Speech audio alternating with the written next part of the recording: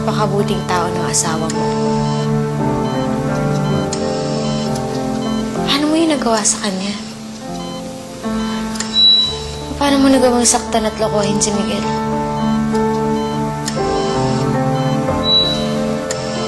Kaibigan ko lang si Miguel. Pero ayoko siyang masaktan. Ayokong pagdaanan niya kung ano man yung sakit na nararamdaman ko ngayon.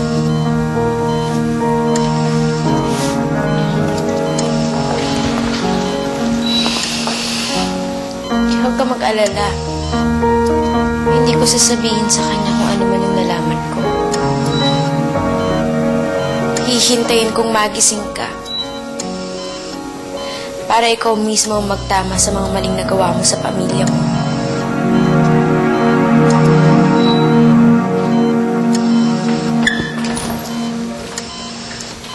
Tita Ria! Napadaan lang ako.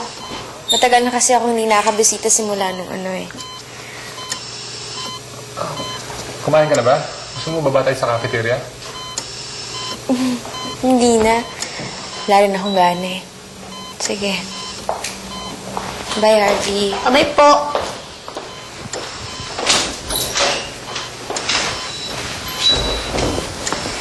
Daddy, hindi na naman kumain si Tita Ria. Mama collapse na naman siya. Ano gagawin natin?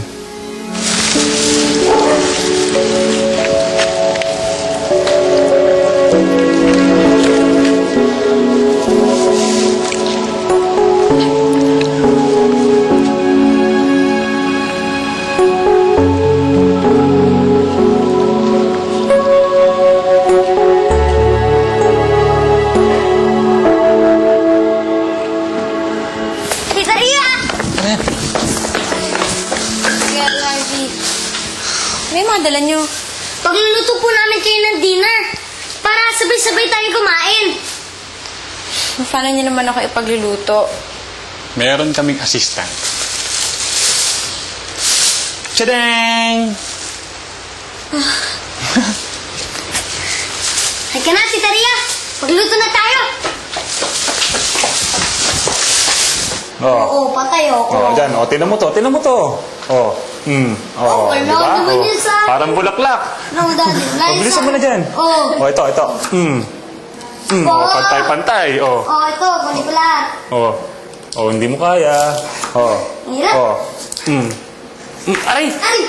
Aray ko. Uy, ay nako, ako na nga. Hindi ka naman kasi Naku, maluto. stop. Hindi pwede. Bawal ka dito. Hindi ka pwede dito. Kaming bahala dito, ha? Diyan ka lang. Relax ka lang. Dali, titikman ko lang itong niluluto ko. Bango ah.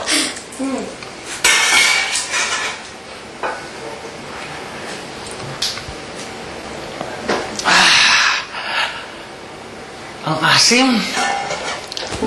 Halika na, kanayin. Halagin natin. Tulungan mo ko dito.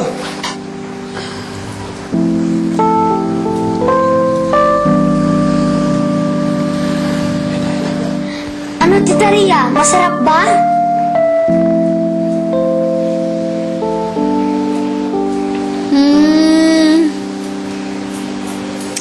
Sarap! Talaga? Masarap nga! Daddy, magaling ka na magluto. Pag nagising si Mami, siguradong matutuwa yun sa'yo. Kain lang tayo. Thank you po sa binigay niyo po pagkain sa amin. Sana makatulong po ito sa amin. I-bless niyo po kami sa aming pagkakain. I-bless niyo rin po ito pagkain. Amen. Ayun na! Oh, kanin na. Ayun na to, Daddy. Ikaw. Ha? Sige.